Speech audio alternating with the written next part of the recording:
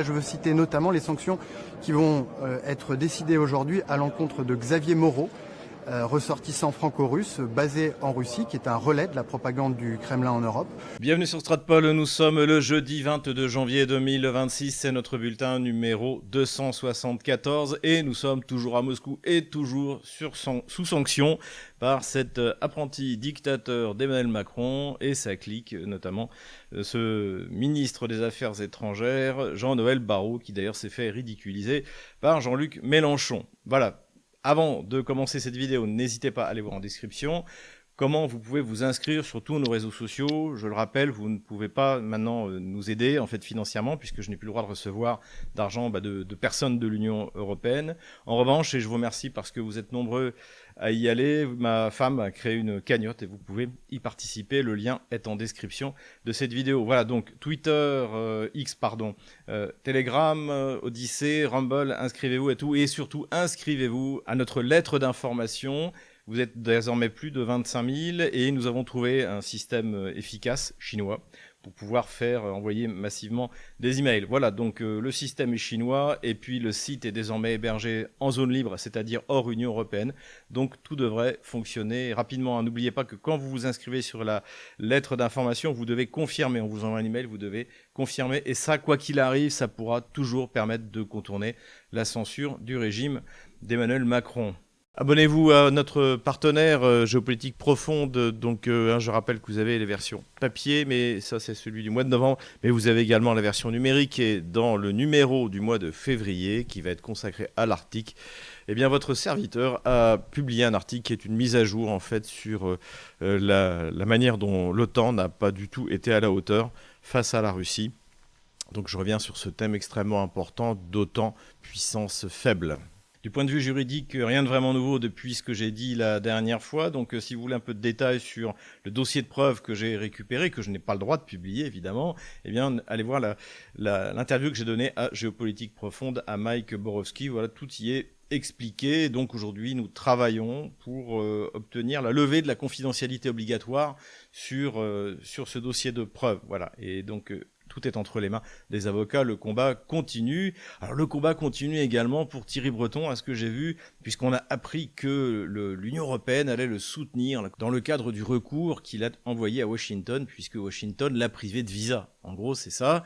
Et donc, est-ce que c'est si grave que ça? Bon, moi j'aimerais bien aller aux États-Unis, j'y suis jamais allé d'ailleurs, mais si on me privait de visa, bon, bah, je m'en remettrais, hein, c'est pas grave. Tout ça est évidemment ridicule. La sanction américaine, encore une fois, porte sur un citoyen étranger, donc les Américains ont le droit d'inviter ou de ne pas inviter qui ils veulent, et ça n'a rien à voir avec ce qui s'applique sur moi, qui suis un citoyen français. Mais on va quand même suivre ça parce que c'est assez amusant en fait. Ce qui nous a plu cette semaine, eh bien, c'est l'interview d'Emmanuel Todd, l'interview vidéo par le Figaro, donc il contemple avec un peu d'ironie l'effondrement de l'Union européenne comme il le contemplait en 1976 dans la chute finale, l'effondrement potentiel de l'Union soviétique en analysant la mortalité infantile. Voilà, là je crois qu'on est vraiment dans la même situation et d'ailleurs ce qui s'est passé à Davos, et on va en parler, eh bien, ne fait que l'illustrer. Et puis avant de rentrer dans le vif du sujet, nous commémorions le 21 janvier la mort du roi Louis XVI, assassiné par les révolutionnaires quelques mois avant son épouse Marie-Antoinette. Encore une fois, c'est un des actes fondateurs de la gauche française, comme j'explique dans mon livre, le livre noir de la gauche française, régicide, génocide, hein, c'est les deux fondements de la gauche, qu'elle soit girondine ou jacobine. Voilà, donc au passage d'ailleurs, allez faire un tour sur notre page auto-éditeur, il faut aider les auto-éditeurs. D'ailleurs, le livre de Yannick Jaffray dont j'avais parlé, Vladimir Bonaparte Poutine, fait un carton depuis qu'il a été réédité, donc allez jeter un coup d'œil. Il y a pas mal de livres, voilà, vous pouvez faire une grosse commande à thebookedition.com. Économie maintenant, eh bien, venez investir en Russie, venez ouvrir un compte, ça permettra de se rencontrer en chair et en os, et puis ça vous évitera de vous faire voler votre argent, comme ce qui m'est arrivé à moi. Donc vous avez Divergence Service qui vous propose ces services, voilà, ce sont des amis, je les connais bien, n'hésitez pas, le lien est en description de cette vidéo. 72 nouvelles usines d'un investissement chacune d'au moins 10 millions d'euros, 1 milliard de roubles, eh bien, ont été ouvertes en 2025. Donc, si vous vous souvenez, j'en parle assez régulièrement et je fais un point au moins une fois par an sur tout ce qui a été construit, cette hyper-industrialisation de la Russie qui est permis par les sanctions, qui est permis par le fait que la Russie est un pays riche qui peut investir. Et ce qui est intéressant, c'est que c'est malgré les taux élevés de la Banque centrale. Donc il y a un énorme potentiel, encore une fois, industriel, même lorsque la Banque centrale fait n'importe quoi. Donc ça, pour les russophones, ou si vous utilisez Google Translate, mais généralement ça marche pas très très bien avec le russe, vous pouvez aller le voir sur la page fabriquée chez nous, Zdielale u nas. Il y a tout l'inventaire, donc ça va du traitement du titane, des polymères, de l'aluminium, des turbines à gaz, de la cosmétique, de la construction, de la chimie notamment, de l'engrais, et j'ai noté particulièrement une usine de papier calque, puisqu'avant tout le papier calque, figurez-vous, en Russie, était importé, ce qui maintenant n'est plus possible. Donc la Russie a remplacé les importations.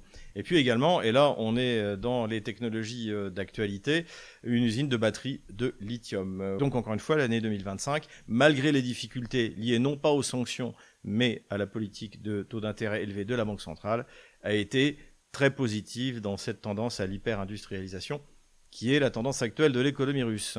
Jusqu'à présent, cette analyse de l'économie russe, qui expliquait que les sanctions n'avaient pas touché la Russie, mais au contraire l'avaient aidée parce qu'elle avait su s'adapter, vous pouviez entendre ça chez Jacques Sapir, chez votre serviteur sur Stratpol, et maintenant c'est dans un journal suisse germanophone de référence, le Neue Zürcher Zeitung, qui a fait un article qui dit exactement la même chose que nous, et qui parle de keynésianisme militaire. Alors je trouve que l'expression est un peu exagérée, puisque d'ailleurs, vous avez vu, parmi les 72 usines que j'ai citées, il n'y en a pas une qui est dédiée spécifiquement à la production militaire. Mais c'est vrai que l'État investit massivement pour produire, en fait, pour localiser des productions qui auparavant étaient faites à l'extérieur. Donc ça veut dire que les choses sont en train de changer dans la perception au moins d'une partie des médias européens, notamment en Suisse germanophone, et également ce que nous disions, que grâce au virage qui a été entrepris par la Russie de liquider ses réserves en monnaie dangereuse comme le dollar ou l'euro et en se tournant vers l'or, eh bien ces réserves ont augmenté de 216 milliards d'équivalents dollars. Donc ça, on en avait encore parlé la dernière fois, puisqu'un record a été battu, et désormais c'est dans Bloomberg. Donc voilà, c'est pas que les agents du Kremlin qui le disent, c'est dans Bloomberg, l'analyse était assez facile à faire, cela dit, ce qui fait que ça compense, comme je l'avais dit, la totalité de ce qui a été volé par les Européens, enfin ce qui a été volé pour l'instant, parce que là, la Russie est partie dans un cycle de procès, elle aussi, et notamment vis-à-vis de Bruxelles, puisque Euroclear, encore une fois, est basé en Belgique. À suivre donc. Tandis que l'économie européenne périclite à cause du problème énergétique, donc soit par la bêtise des Allemands qui ont renoncé au nucléaire sous la pression des écologistes, soit parce que les sanctions contre la Russie et la destruction partielle de Nord Stream empêchent d'avoir une énergie pas chère qui viendrait de Russie, pendant ce temps-là, la Chine bat des records. Donc tout d'abord, record d'importation d'uranium, record d'importation de pétrole, on en avait parlé la semaine dernière, et on apprend, donc d'après le vice-premier ministre Novak, qui est chargé des questions énergétiques, c'est quelqu'un qu'on cite assez régulièrement, que l'objectif qui est visé pour 2028, c'est 48 milliards de mètres cubes de gaz, et 98 milliards en 2030. Alors vous allez me dire comment c'est possible de quasiment doubler en si peu de temps. Je pense que c'est lié à la construction de Force de Sibérie numéro 2, puisque si on se souvient bien, Force de Sibérie numéro 1, en gros, à partir du moment où la première pierre avait été posée, il s'était écoulé à peu près 4 ans. Donc effectivement, non seulement il y a les bateaux qui viennent de l'Arctique et qui transportent du gaz liquéfié et qui vont déferler vers la Chine, mais vous aurez également des capacités bien supérieures de livrer du gaz à la Chine, donc gaz bon marché, par gazoduc. Donc la Chine va gagner en compétitivité, la Russie va gagner de l'argent, et au contraire, l'Europe va se retrouver affaiblie, d'autant plus que, et c'est dans Politico, encore une fois, pas l'agent du Kremlin, Politico s'inquiète pour les Européens du fait qu'ils deviennent trop dépendants du gaz américain, qui est contre le règlement en principe qui avait été mis en place, d'avoir des fournisseurs variés pour éviter précisément d'être soumis à un seul fournisseur, ce qui sera un moyen de pression, surtout qu'en ce moment, des moyens de pression, les États-Unis en ont. On ne voit pas comment désormais l'Union européenne pourrait résister face aux géants américains, aux géants énergétiques américains. Sauf peut-être à reprendre la Russie comme fournisseur. Énergie en Europe toujours. On se souvient que juste avant l'hiver, le patron de Gazprom, donc Alexei Miller, avait annoncé qu'a priori l'hiver serait froid, et l'hiver est froid. Et donc évidemment, ça pose des problèmes dans les réserves de gaz pour l'Europe, puisque elles ont diminué de moitié. Donc c'est-à-dire qu'il faut savoir que dans ces réserves est injecté en permanence du gaz, et du gaz en permanence retiré. Or, avec un hiver froid, les réserves baissent extrêmement vite, ce qui va entraîner évidemment une augmentation du prix du gaz et ce qui va profiter à la Russie, évidemment. C'est ce qui s'appelle percuter le réel énergétique. La Chine a commencé à déployer sa constellation équivalent à Starlink. Donc on parle de 200 000 satellites. Pour comparer, Elon Musk, lui, il en est un peu moins de 10 000. Enfin, cela dit, il a une longueur d'avance parce que son réseau, lui, fonctionne particulièrement bien. On en a souvent parlé sur la ligne de front. Il est utilisé à la fois du côté ukrainien et du côté russe. Il y a même des drones russes qui sont dirigés par Starlink. Et d'ailleurs, quand j'en avais parlé dans mon dernier bulletin, j'avais évoqué le fait que les Russes devaient aussi, cette année, commencer à mettre en place leur constellation, et c'est en cours. Donc les Russes vont mettre en place une constellation à la fois qui sera l'équivalent de Starlink, à mon avis en moins large, puisque les moyens russes sont quand même plus limités que ceux de Musk et de la Chine, qui s'appellera Zorki, ce qui veut dire le regard perçant, puisque c'est à la fois une constellation donc pour communiquer avec de l'internet à haut débit, mais également d'observation et de localisation. Donc voilà, les Russes avancent bien de ce côté-là. Où en sommes-nous côté français? Je ne sais pas trop. À mon avis, la solution serait là aussi de coopérer avec les Russes. Et puis, dernière nouvelle économique, Emmanuel Macron, avec son mauvais anglais et ses lunettes de soleil, nous a encore mis la honte à Davos, mais il a dit que la France avait besoin d'investissements et de transfert de technologies chinois. Alors nous, c'est ce que nous disons depuis le début. La différence, c'est que Emmanuel Macron a conservé ce ton arrogant, ce mépris voltairien, qui est typique de la gauche française. Donc de la Chine, sur ce ton-là, il n'obtiendra rien. En revanche, sur le principe, évidemment qu'il a raison, c'est ce que nous disons, il faut aller humblement demander à la Chine de bien vouloir finalement refaire ces transferts de technologie chez nous, investir. Mais pour ça aussi, il faut créer les conditions, c'est-à-dire faire une réforme économique, c'est pour que les investisseurs n'aient pas peur, donc c'est-à-dire sortir du socialisme, mettre en place, redresser le système de l'éducation nationale, qui devrait d'ailleurs s'appeler l'instruction publique, donc en gros que les élèves apprennent à lire, écrire et à compter, ce serait un bon début, et puis retrouver cette excellence française qui fait partie finalement des fondements de notre système. D'ailleurs, Condorcet disait « L'excellence est la forme suprême de l'égalité ». Pour une fois que je recommande un des fondateurs de la gauche française, allons-y. Politico-diplomatique maintenant, et je voudrais revenir sur un aspect particulier du problème du Groenland et du Danemark. J'en avais déjà parlé dans le cadre de l'Ukraine, c'est qu'on a vu tout d'un coup donc tous ces pays européens s'offusquer que la Russie envahisse l'Ukraine, alors que la Russie avait une bonne raison, encore une fois, empêcher un génocide et arrêter les persécutions linguistique et religieuse menée par le régime de Kiev. Donc on avait eu des pays comme la Pologne, l'Estonie, le Danemark qui ont dénoncé la fameuse invasion russe. Sauf que, et là on en reparle dans le cadre de l'affaire groenlandaise, ça ne les a pas dérangés en 2003 pour de faux prétextes de joindre la coalition américaine de George Bush Jr. pour envahir l'Irak. Parce que l'Ukraine a envahi l'Irak, l'Estonie a envahi l'Irak, la Roumanie a envahi l'Irak, la Pologne, non seulement a envahi l'Irak, mais même a dirigé une zone d'occupation, une des 4 zones d'occupation à l'intérieur du territoire irakien.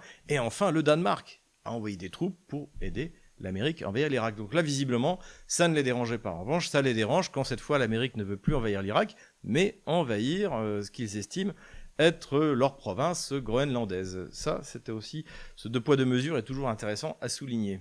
Ce sujet du Danemark et du Groenland a évidemment été traité, notamment par Donald Trump, à Davos. C'est d'ailleurs assez intéressant cette ironie, parce que Davos, c'était vraiment le centre d'où tout était décidé avec Klaus Schwab. Il ne fallait pas avoir peur. Le Covid, tout ça a été réglé par ce petit monde, et qui tout d'un coup est en train d'assister à son propre effondrement avec l'arrivée de Donald Trump, qui rebat complètement les cartes, qui arrive avec un projet, donc on va voir ce que ça va donner, de conseil de la paix, pour faire la paix dans le monde, rien que ça, donc qui vise clairement à prendre le pas sur l'ONU, puisque l'ONU, il y a un équilibre qui existe grâce au Conseil permanent de sécurité de l'ONU, grâce au droit de veto de 5 des membres, hein, notamment la France, c'est un héritage du général de Gaulle. Donc évidemment, tout ça effraie horriblement cette classe dirigeante corrompue qu'on trouve au sein de l'Union européenne, hein, avec en tête Van der Leyen. Non, ça fait très peur à Emmanuel Macron, qui raconte n'importe quoi, qui se fait moquer, qui nous a... Alors, le problème, c'est que effectivement, ça nous fait plaisir, nous, Français, de voir cet Emmanuel Macron moqué notamment par Donald Trump, mais ça fait quand même mal, parce que c'est évidemment l'image de la France. Et aujourd'hui, il faut le dire, la France, à cause d'Emmanuel Macron, est un objet de moquerie. Et ça, c'est quand même assez terrible. Voilà, mais cela dit, les autres pays ne valent pas mieux. On a vu finalement Friedrich Merz, le chancelier allemand, déclarer avec brutalité qu'ils allaient protéger le Groenland des menaces russes. Oui, si. Ils ont repris pour eux ce narratif que leur a balancé Trump, que la Chine et la Russie voulaient s'emparer du Groenland. Pour s'emparer du Groenland, il faut avoir une flotte.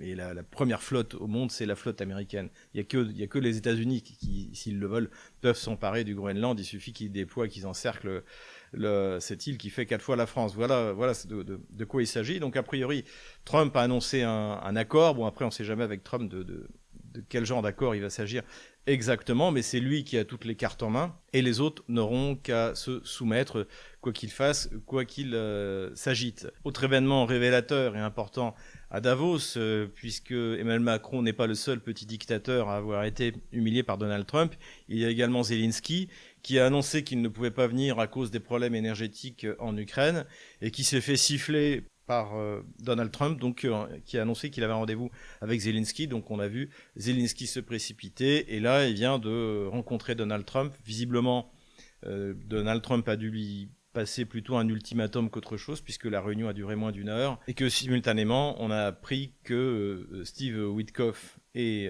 Kushner, donc le gendre de Donald Trump, étaient à Moscou pour rencontrer Vladimir Poutine et discuter de ça. Honnêtement, je suis assez prudent. Les déclarations de Donald Trump sont toujours enthousiastes. On va voir ce que ça donne. De toute manière, la Russie mène une offensive globale, à la fois sur les infrastructures critiques otano-kieviennes et sur la ligne de front, et ça progresse. Donc, on va voir. Dans tous les cas, la Russie, soit elle gagne, soit elle gagne. C'est ça l'enjeu. Ça a, comme diraient les jeunes, fait le buzz sur Internet. Ce pauvre Jordan Bardella s'est fait interroger par Darius Rochebin, pourtant plutôt avec bienveillance, sur savoir ce qu'il fallait répondre aux États-Unis avec cette menace sur le Groenland, cette menace de mettre au pays qui soutiendrait le Danemark des sanctions, c'est-à-dire en fait des taxes supplémentaires, plus 10%, plus 25%. Donc ça a entraîné évidemment le fait que le Parlement a suspendu l'accord qui avait été négocié par Van der Leyen avec les États-Unis. Donc on a demandé à Jordan Bardella ce qu'il fallait faire. Évidemment, ça sortait un peu des média training auxquels il a l'habitude. Et il a fait une espèce de réponse alambiquée, on ne peut pas laisser passer, il faut faire quelque chose, etc. En fait, la réalité, c'est qu'on ne peut rien faire. Et donc on peut essayer de réfléchir à ce que le gouvernement français, s'il était dirigé par des nationalistes, par des nationaux conservateurs, dans une tradition diplomatique d'efficacité et de discrétion et de modestie, qu'est-ce qu'on pourrait faire? Et la réponse, encore une fois, c'est qu'on ne peut rien faire. La France n'a pas de flotte pour déployer, pour s'opposer à la flotte américaine si elle veut envahir le Groenland. On a une économie socialiste dans les choux, ruinée, comme l'a d'ailleurs malheureusement, une fois plus, rappelé pour nous humilier Scott Bessent, le secrétaire d'État au Trésor américain. On ne peut rien faire. On n'a aucun levier. Donc en attendant de redresser l'économie française, en attendant de redresser notre flotte, notre armée, qu'est-ce qu'on pourrait faire? Eh bien, la réponse, c'est rien. C'est de dire à Donald Trump, prenez ce que vous voulez. En revanche, si on peut avoir un accord commercial pour que vous évitiez de mettre 200% de taxes sur ce qu'on arrive encore à exporter, c'est-à-dire notamment le vin, le champagne, voilà, ces produits de luxe qui sont encore une des rares choses qu'on arrive à exporter, notamment aux États-Unis. Voilà, il faudrait être humble. Et ensuite, comme je le disais tout à l'heure, parallèlement, aller voir la Chine en lui disant, écoutez, on est en train de faire des réformes pour le niveau scolaire, on a encore une capacité de produire des ingénieurs de talent. Et si vous nous aidez, on ne fera qu'améliorer tout ça. On pourra devenir votre partenaire privilégié en Europe. Mais dans ce cas, aidez-nous, venez investir, transférer de la technologie. Voilà. Et ça, il faudrait le dire avec modestie. Et on pourrait demander à Laurent Michelon de nous servir d'intermédiaire avec Xi Jinping. Et puis on pourrait retourner voir les Russes en leur disant, écoutez, on ne le fera plus, on n'aurait pas dû, on va vous rembourser ce que Emmanuel Macron vous a volé. Et puis, s'il vous plaît, donnez-nous de l'énergie pas chère comme avant, parce qu'on en a besoin. On a besoin d'une énergie pas chère. Et on peut créer des partenariats, on peut développer des partenariats qui existent déjà, notamment dans le domaine du nucléaire civil. Je rappelle qu'il y a un accord entre Framatome et Rosatom. Donc voilà ce qu'il faudrait faire en fait. Et le problème, ce qui est fondamentalement humiliant pour nous, c'est qu'il y a toujours cette arrogance, donc ce mépris voltairien qui est typique de la gauche bourgeoise française, qui est aux commandes depuis François Mitterrand. Sauf qu'en 1981, quand Mitterrand arrive au pouvoir, malheureusement, la France, c'est une puissance économique sérieuse, c'est une armée sérieuse que tout le monde respecte. Voilà. Aujourd'hui, évidemment, ce n'est plus le cas, donc il vaut mieux être discret et vivement qu'ils partent, vraiment, vivement qu'ils partent. Après, qu'est-ce qu'il va y avoir derrière? Ça, c'est la grande question. C'est là où le combat politique intervient. C'est là où il y a des tas de choses à faire. Vous pouvez compter sur moi. J'y participerai. Politico-diplomatique toujours. Et vous vous souvenez, c'était en janvier 2024. J'avais publié dans l'Échiquier mondial, mon émission de l'époque sur RT en français, une émission qui s'appelait L'Allié fatal. Donc je citais Henry Kissinger, qui avait été secrétaire d'État aux Affaires étrangères, entre autres. C'était un conseiller de plusieurs présidents américains, qui expliquait qu'il était dangereux d'être l'ennemi des États-Unis, mais qu'il était fatal d'être son allié. Donc on avait pris plusieurs exemples, Noriega, Milosevic, Saddam Hussein, entre autres, Ben Laden. Et on pensait à l'époque à Zelensky, qui d'ailleurs finira pareil. Ça là-dessus, c'est une question de temps. Tôt ou tard, il va payer cher d'avoir fait confiance aux États-Unis. Sauf que là, l'allié des États-Unis qui vient de faire les frais, c'est pas encore Zelensky, ce sont les Kurdes. Vous vous souvenez, les Kurdes. Caroline Forrest en a fait un film Sœurs d'armes, qui d'ailleurs a été un flop complet. Bernard-Henri Lévy, là encore, il y a un mois, les soutenait en disant que c'était le rempart contre Daesh, etc. Et bien là, le Kurdistan autonome a été liquidé par Al-Qaïda, enfin je veux dire par Jolani, donc qui est passé du statut de recherché avec une prime par Washington à un allié privilégié, et les Turcs ont repris les choses en main. Et ils ont liquidé le Kurdistan dans le nord de la Syrie. Voilà ce qui arrive, une fois de plus. L'allié fatal, ce sont les États-Unis. Je ne comprends pas que Zelensky ne soit pas en train déjà de faire ses bagages pour essayer d'échapper à la prison, voire pire. Et pour conclure sur le politico-stratégique, discours très intéressant que vous pouvez retrouver sur RT en français, traduit en français, donc de bilan de 2025 de Sergueï Lavrov. Ce qu'on retient évidemment, c'est ce qu'il a dit avant tout sur le bellicisme de l'Union européenne et la confiance qui est faite dans l'administration américaine, qui est reconnue, la nouvelle administration de Donald Trump, qui est reconnue comme vraiment faisant des efforts pour obtenir une solution de paix. Donc ce à quoi on assiste finalement, d'autant plus qu'on a vu les dernières déclarations de Vladimir Poutine par rapport au projet de Donald Trump, de conseil pour la paix. Pourquoi pas 1 milliard qui serait prélevé sur les... Alors aux États-Unis, il n'y en a pas beaucoup, il n'y a que 8 milliards qui sont bloqués, mais qui seraient prélevés sur les fonds qui ont été gelés par Washington. Et quant au Groenland, finalement, Vladimir Poutine a dit que c'est pas la première fois que ce genre de choses arrivait. La Russie, par exemple, a cédé l'Alaska pour pas très cher à l'époque. Eh bien, pourquoi ne pas faire de même pour le Danemark, après tout? Et pour Vladimir Poutine, c'est un peu la position russe, c'est-à-dire que le Groenland est une colonie danoise, donc que ça devienne une colonie américaine, et pourquoi pas? Et puis en plus, en dehors de l'Union européenne, ils bénéficieront du premier amendement qui protège la liberté d'expression. Premier amendement pour lequel nous allons militer afin qu'il soit inscrit en tête de la Constitution française. Voilà, la liberté d'expression doit devenir un absolu, ce qu'elle n'a jamais été, puisque, encore une fois, le cycle révolutionnaire a commencé par une dictature, par un système totalitaire épouvantable qui a inspiré tous les autres dans le monde, notamment au XXe siècle. Donc, voilà, il va falloir travailler là-dessus. Premier amendement, ça pourrait être le nom d'un parti. Armement maintenant, j'avais parlé du fait que les Danois n'avaient plus de F-16 pour protéger leur ciel contre l'invasion américaine, si tant est qu'ils le veuillent. Et puisqu'ils ont tous été donnés quasiment, je crois qu'il en reste 3 ou 4 qui d'ailleurs ne doivent plus voler, ils ont tous été donnés à l'Ukraine, et aussi parce que ils ont été donnés parce que le Danemark s'est équipé de F-35. Et on les a vus d'ailleurs patrouiller, je crois, avec des Rafales. Le problème, c'est que le F-35 aux États-Unis, ils ont un bouton, ils appuient dessus et il décolle plus. Donc là aussi, c'est quand même extraordinaire, hein, l'allié fatal. Armement toujours, ces 10 derniers jours ont été marqués par la destruction d'au moins 2 systèmes HIMARS. Hein, le système HIMARS, pour ceux qui ne se souviennent pas, c'est une des meilleures armes qui a été donnée par Washington à l'armée ukrainienne. Hein. En 2022, ça avait fait beaucoup de dégâts dans l'armée russe. Ça avait notamment joué un rôle significatif sur le pont d'Antonovka, qui traversait le Dniepr dans la région de Kherson, puisque la précision et l'efficacité de ce système a forcé les Russes à évacuer la ville de Kherson. Évacuée temporairement, puisque évidemment, encore une fois, la ville de Kherson fait partie désormais de la Fédération de Russie. Bref, donc c'était une arme excellente qui avait été donnée, hein, avec une trajectoire très particulière, très difficile à intercepter, puisque au lieu d'avoir une courbe, en fait, le missile décolle vers le haut, et puis une fois arrivé au-dessus de la cible, il tombe à la verticale. Hein. J'avais pu voir les dégâts que ça avait fait, d'ailleurs, à la prison d'Elenovka, hein, souvenez-vous, c'était en juillet 2022, donc il y avait des prisonniers ukrainiens qui étaient rassemblés dans cette prison, et en fait, pour leur faire payer le fait de cette rendu, pour leur servir de leçon, Kiev a tiré un missile HIMARS dessus, et donc on voyait bien qu'en fait le truc avait explosé de l'intérieur, c'était assez impressionnant. Et voilà pour ce petit rappel. Eh bien, ces 10 derniers jours, au moins 2 systèmes ont été repérés et détruits.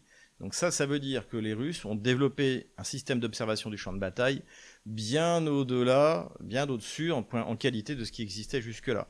Et on va voir si la série noire continue, mais en plus les systèmes HIMARS ne sont pas en nombre illimité dans l'armée otano-kievienne. Et puis si on touche un HIMARS, ça veut dire qu'on peut toucher des tas d'autres systèmes, comme les canons César, alors on n'en voit plus beaucoup, ou des systèmes d'artillerie automatique. Voilà, donc un point intéressant à suivre.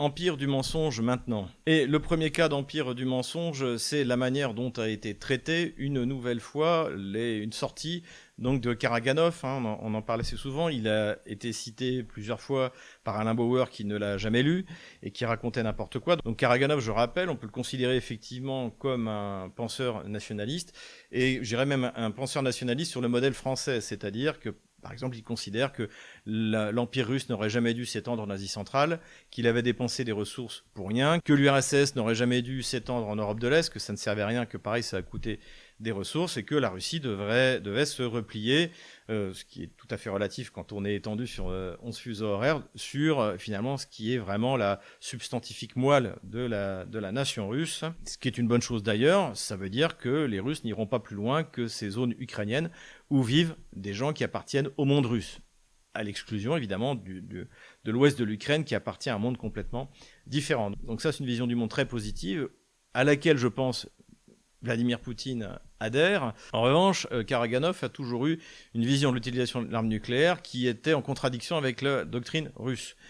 C'est-à-dire qu'il pense qu'il pourrait y avoir des frappes préemptives, des frappes en premier.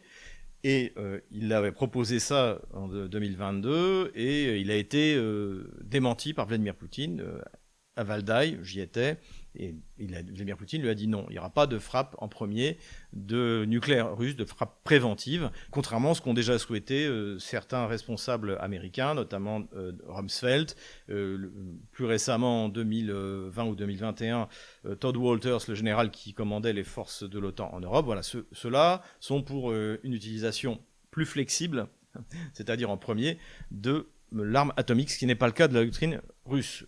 Or, Karaganov a donné une interview fort intéressante d'ailleurs à Tucker Carlson, et là il a retiré cette possibilité sans le cacher qu'Allure lui-même la souhaitait, c'est-à-dire que si la guerre continue encore trop longtemps, d'ici 2 ans en gros, il faudrait utiliser l'arme nucléaire préventive. Ce qui est intéressant d'ailleurs, c'est qu'il a dit qu'il fallait frapper sur l'Allemagne et sur l'Angleterre. Pourquoi l'Allemagne ? Eh bien parce qu'il dit que c'est la puissance la plus agressive, la plus nocive pour la Russie, ce avec quoi je suis assez d'accord, et surtout l'Allemagne ne peut pas riposter puisqu'elle n'a pas l'arme nucléaire, elle est sous le parapluie américain. Et l'autre pays est intéressant, c'est l'Angleterre.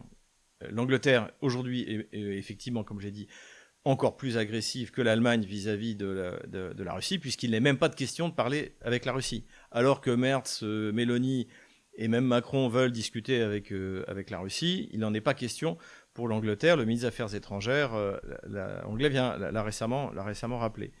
Donc, pourquoi l'Angleterre, qui en plus a l'arme nucléaire? Donc, c'est parce qu'elle est agressive. Et la deuxième raison aussi, je pense, c'est qu'en fait, l'Angleterre, ça c'est John Lackland qui m'avait expliqué, l'Angleterre n'est pas souveraine en matière de dissuasion nucléaire. Elle ne peut pas décider elle-même d'utiliser l'arme nucléaire. Elle a ce que la France avait avant qu'on sorte du commandement intégré et qu'on s'équipe nous-mêmes de notre arme nucléaire, le système de la double clé. Il y avait des armes nucléaires américaines sur le sol français en 1966. De Gaulle les a toutes fait partir, le fameux missile Honest Jones, qui était un missile tactique. Donc De Gaulle les a fait partir et on a eu notre propre dissuasion. Et l'Angleterre, elle, a des armes nucléaires, mais qui en fait sont sous contrôle américain. Ce qui veut dire que si, par exemple, la Russie tirait un missile nucléaire quelque part en Angleterre, comme un ultime avertissement, eh bien, la décision de riposter serait entre les mains de Washington. Et donc, si Washington donnait l'autorisation, la Russie pourrait, alors en contre-riposte, on va dire, tirer sur le territoire américain. Donc voilà, c'est assez intéressant qu'il ait désigné ces deux pays, et pas la France. Parce que la France, elle, grâce au général de Gaulle, et au grand désespoir d'Emmanuel Macron, est souveraine sur son arme nucléaire. Il ne l'a pas encore diluée transmis à la Commission européenne en espérant prendre plus tard la place de Van der Leyen. Il va sans doute essayer de le faire, donc c'est pour ça que les Français doivent être très prudents vis-à-vis des agissements de Macron, vis-à-vis de notre dissuasion nucléaire. Voilà. Et puis évidemment, donc ça a été utilisé sur LCI en particulier, mais dans les médias de grand chemin en général, pour nous expliquer qu'une fois de plus, il y avait des menaces.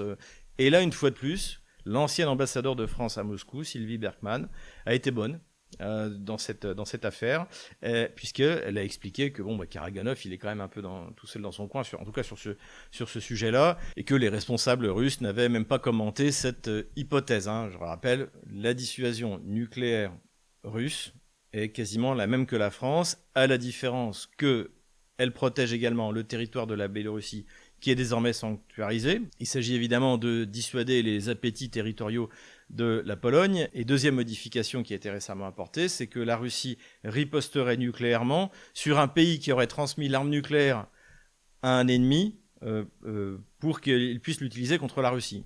Sous-entendu, si Washington, ou plutôt Londres en ce moment, transmettait une arme nucléaire à l'Ukraine, qu'elle la tire sur la Russie, eh bien la Russie riposterait sur Washington ou sur Londres. Voilà un peu où on en est. Empire du mensonge toujours, et on a eu une information extrêmement positive qui a été publiée par Le Point, mais qui est en fait un sondage de l'école de guerre économique qui démontre que les Français ont de moins en moins confiance dans la parole officielle, c'est-à-dire qu'ils se rendent compte qu'ils vivent dans l'empire du mensonge. Donc ça, c'est une excellente chose. Ils sont également méfiants vis-à-vis des réseaux sociaux, ce qui est aussi une bonne chose. En fait, ce qu'il faut, encore une fois, c'est le premier amendement, liberté d'expression, une instruction publique qui fonctionne, c'est-à-dire que finalement les Français soient capables de juger par la logique, par la connaissance, qui des deux intervenants dans des débats qui seraient organisés peut avoir raison. C'est ce que nous, en fait, nous prenons. Je n'ai jamais refusé aucun débat, à condition que ce soit quelqu'un qui soit dans ma catégorie, sachant que maintenant qu'Emmanuel Barrot m'a mis dans la catégorie des super lourds, sans jeu de mots, eh bien c'est à moi qu'il reviendra de choisir si l'adversaire est à niveau. Voilà. Mais en soi, le débat, j'ai même accepté avec à la Poédie, avec Sergueï Girnov. Bon, c'est un carnage évidemment. Donc voilà, je suis pour le débat public. Premier amendement. Et pour finir, le moment bunker. Das war ein Befehl! Le moment bunker aujourd'hui, c'est sur BFM TV, c'est avec François Clémenceau. Écoutons-le. Il a tweeté également, sur son réseau social, Donald Trump, et il a publié la réponse d'Emmanuel Macron, parce qu'en fait, il menace la France de droits de douane suite au refus d'Emmanuel Macron d'intégrer le Conseil de la paix. C'est une façon d'abord extrêmement désobligeante d'assumer les relations internationales. On ne publie pas évidemment des SMS échangés avec un partenaire. Et deuxièmement, oui, il fait un bras de fer avec quelqu'un qu'il mésestime. Et on va voir, c'est une position de négociation évidemment. Mais contraindre quelqu'un à venir à un conseil de la paix à Gaza, où je vous rappelle, il faut $1 milliard de dollars comme ticket d'entrée avant de pouvoir commencer à discuter de la façon dont on va aider les Palestiniens. C'est surréel. Et donc là, c'est une position maximaliste. Je ne comprends pas ce que vous faites avec le Groenland. Essayons de construire de grandes choses. Voilà ce que répond Emmanuel Macron. C'est vrai que c'est extrêmement rare de voir comme ça un SMS échangé entre présidents et publié par l'un des deux. Alors évidemment, c'est sur LCI qu'on a quand même les meilleurs, Dourakovlev, Goya, etc. Mais il ne faut pas oublier BFM TV, ils ont aussi des pointures, comme ce François Clémenceau, qui là s'offusque de la publication par Donald Trump des messages que lui a envoyés Emmanuel Macron. Et là, ça inspire deux réflexions. La première, c'est que Emmanuel Macron, en juin 2022, a publié une conversation secrète qu'il avait eue avec Vladimir Poutine le 20 février 2022, la veille de la reconnaissance des républiques autoproclamées de Donetsk et de Lugansk. Donc il y a quand même un gros précédent, et c'est une conversation complète, et on voit deux collaboratrices d'Emmanuel Macron qui gloussent comme des idiotes. Donc c'est quand même grave. Et ensuite, Emmanuel Macron s'est encore filmé, là récemment au moment de Davos, a envoyé, appelé Donald Trump, je sais qu'il est tôt, etc. Donc vraiment ridicule, en train de faire l'espèce de blogueur présidentiel. Donc là, le fait de publier ces deux messages, finalement, c'est par rapport à ce qu'a fait Emmanuel Macron, c'est quand même assez véniel, on peut dire. Et évidemment, François Clémenceau n'en parle pas. Voilà, ça, c'est une première chose. La deuxième chose, c'est que qu'est-ce que c'est cette diplomatie où on envoie un message, c'est super ce que tu fais en Syrie, bravo, on va faire des trucs géniaux en Iran, on se fait une bouffe, c'est un peu quasiment ça, on se fait un dîner quand tu viendras à Paris, je peux faire venir un tel et un tel, mais voilà, sur le Groenland, il faut qu'on en discute. Évidemment que Donald Trump a envie de montrer que Emmanuel Macron est un clown, qui en plus vient d'envoyer 15 malheureux soldats se perdre dans les glaces de l'Arctique.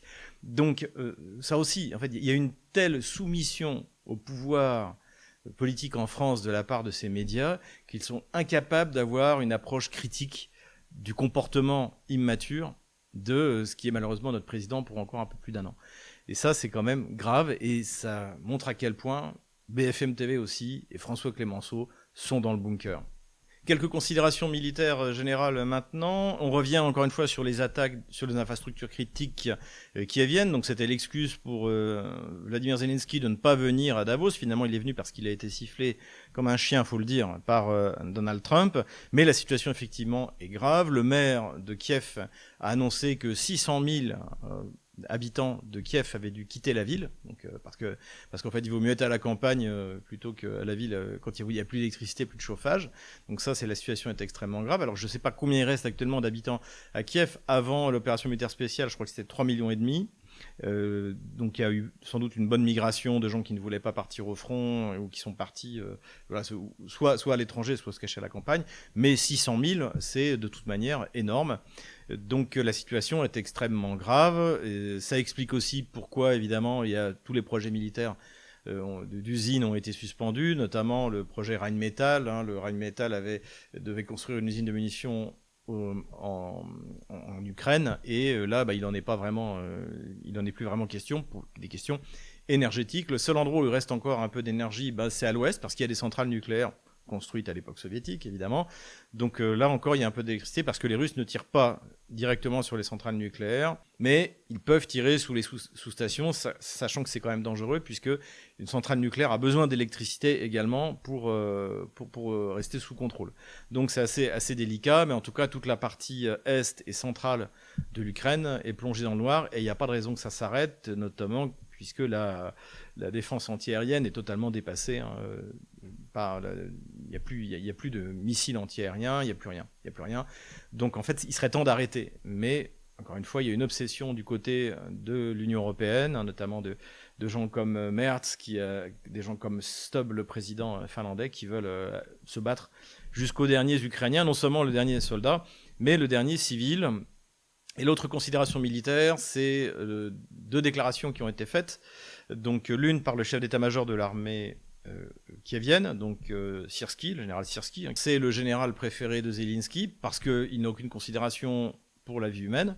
Et d'ailleurs, il a annoncé qu'en 2026, on ne gagnerait pas la guerre en étant tout le temps en défense et qu'il y aurait de nouvelles offensives. Donc, ce qui est totalement délirant, étant donné la faiblesse des effectifs otano-kievien, la faiblesse tactique, que ce soit à l'attaque ou ce soit en retrait. On l'a vu à Koursk, finalement le seul moment où ils ont pu faire quelque chose, c'est quand ils avaient une supériorité numérique telle, donc en 2022, que finalement les Russes ont été obligés de reculer, eux en revanche en parfait ordre. Pour le reste, le seul ordre que donne Syrski, c'est tenir sur place quoi qu'il arrive, se faire encercler, fait prisonnier ou éliminé. Donc on ne voit pas un état-major otano-kievien qui a prouvé sa nullité depuis bientôt 4 ans. On ne le voit pas être capable d'organiser quelque chose en 2026, mais bon, on verra bien. Après tout, pour les Russes, ça peut être très bien. La défaite de Koursk a été un accélérateur de la défaite otano-kievienne, donc pourquoi pas une nouvelle attaque.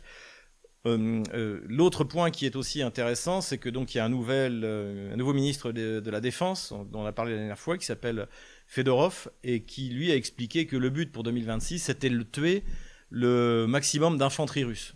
Et ça a été très bien analysé par Yuri Podolaka.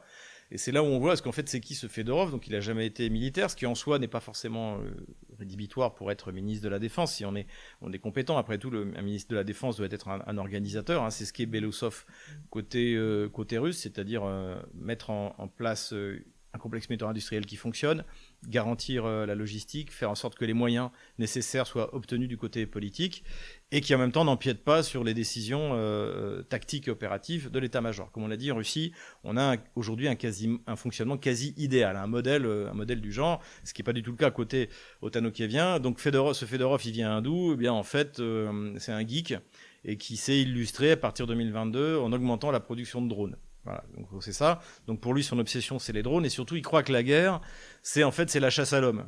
Ça aussi, c'est la vision aussi terroriste encore une fois, le bandérisme est un terrorisme, ça a profondément imprégné les mentalités kieviennes, et donc il s'imagine qu'en fait, gagner la guerre, il faut chasser les soldats un par un. Et comme l'explique très bien Yuri Podolaka, la supériorité aujourd'hui opérative et tactique russe, elle est liée au fait que stratégiquement, il a été décidé de coordonner parfaitement ce que les Russes appellent le petit ciel, c'est-à-dire le ciel des drones, qui est beaucoup plus bas que le ciel des bombardiers ou de la chasse.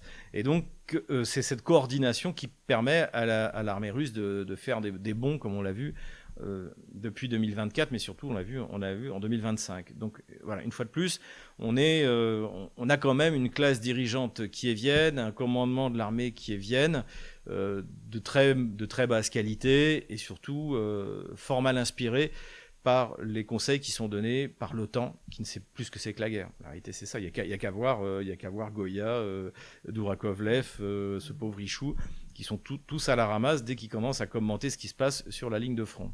Et nous revoilà sur la carte des opérations militaires, et nous allons commencer donc par les frappes dans la profondeur. Alors c'est plus que des frappes dans la profondeur, puisque a priori Emmanuel Macron a décidé, comme les États-Unis et l'Angleterre, de se lancer dans la piraterie, puisqu'il a envoyé arraisonner un bateau qui battait pavillon comorien, donc au large de Gibraltar. Donc d'après le communiqué, il s'en est vanté sur X, et d'après le communiqué, il a bénéficié de l'aide d'alliés, donc ça veut dire évidemment de l'Espagne ou de l'Angleterre.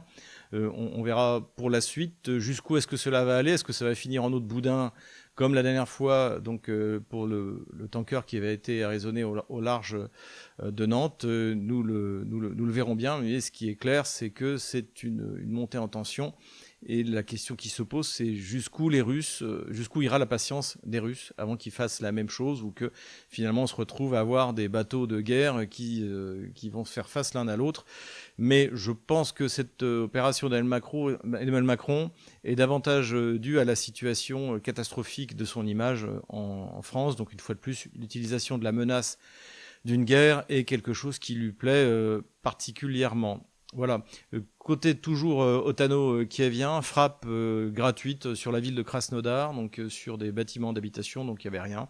Il n'y avait absolument rien à toucher de militaire à cet endroit-là, ni d'énergétique. Donc ça traduit deux choses. Tout d'abord, finalement, vraisemblablement, Kiev a de plus en plus de mal à toucher précisément des cibles d'importance, c'est-à-dire soit énergétiques. En plus, on se souvient que la semaine dernière, ils ont frappé des bateaux qui appartenaient à Chevron, ou au Kazakhstan. À côté de ça, les usines, comme par exemple les raffineries, donc qui sont stratégiques, sont de plus en plus est de mieux en mieux protégée, donc par des unités mobiles. Donc évidemment, c'est plus simple de taper sur les civils. Et puis, encore une fois, on revient au bandérisme intégral, hein, c'est-à-dire qui est un terrorisme avant toute chose. Et on se retrouve sur la ligne de front, donc on va directement aller dans la région de Zaporozhye, où là, les Russes continuent à avancer. Donc j'ai à dessein limité la progression russe, mais a priori, elle est bien plus importante que ce qu'on voit sur cette carte.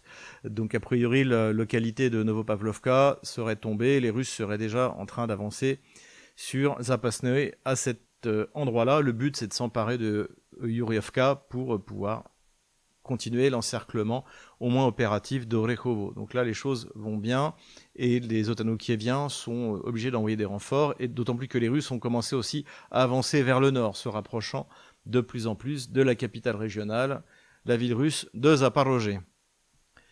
Les Russes continuent également à avancer, donc à cet endroit-là, à pousser vers Zalichnaye à partir du sud, mais pour l'instant, j'ai pas bougé la ligne de front. Ils se sont emparés de la localité d'Eleno-Konstantinovka à cet endroit-là. Là aussi, Kiev a envoyé des renforts pour essayer de tenir. Plus à l'est maintenant, les Russes continuent leur progression au nord de Pakrovsk. À la fois, ils avancent vers Grishino. Là, les Kieviens ont lancé une contre-attaque, mais les Russes continuent à avancer. Là aussi, ma ligne de front est extrêmement conservatrice. Les Russes sont sans doute plus loin que ce que je montre ici. Et ils consolident leur position, donc, comme j'ai dit, plus au nord de Pakrovsk.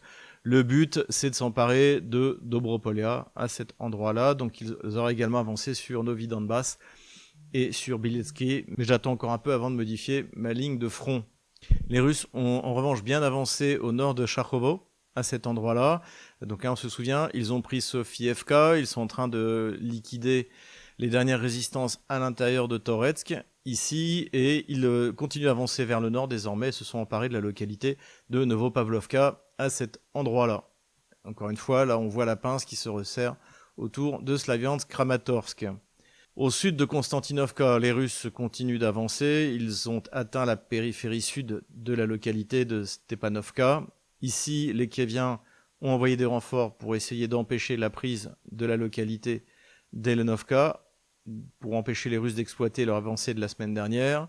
Les Russes, eux, de leur côté, ont continué à avancer à l'intérieur de Konstantinovka, comme on le voit ici. Donc là, c'est plutôt bien joué. Et alors ça, c'est plutôt une mise à jour, mais je ne m'étais pas aperçu qu'a priori, les Russes s'étaient emparés de Tchervono, ici, et de Podolsky, à cet endroit-là. Donc là, les combats continuent. Combats continuent également au niveau de Virolubovka, à cet endroit-là. Les Russes ont également avancé plus au nord et se sont emparés de Markovo à cet endroit-là. Ils ont quasiment fini de nettoyer la localité de Minkovka et se sont emparés de la localité de Privilia à cet endroit-là. Donc l'idée, c'est toujours d'avancer par le sud vers Rai-Alexandrovka, par le sud, mais également par l'est, puisque là, ils continuent à avancer, toujours dans la prolongation de la prise de Seversk, d'avancer pour s'emparer de Kaliniki ici, et puis encore une fois de prendre Rai-Alexandrovka, et après l'étape suivante c'est Slaviansk-Kramatorsk. Voilà. Hein.